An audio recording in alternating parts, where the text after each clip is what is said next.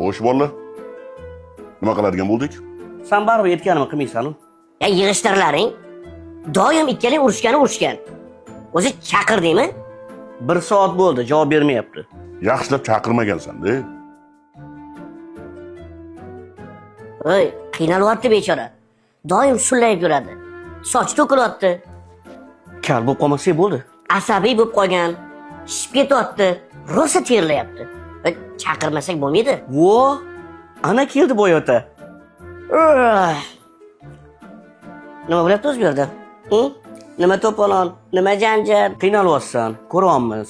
Shunga hammamiz kelishgan holda shuni senga olib keldik.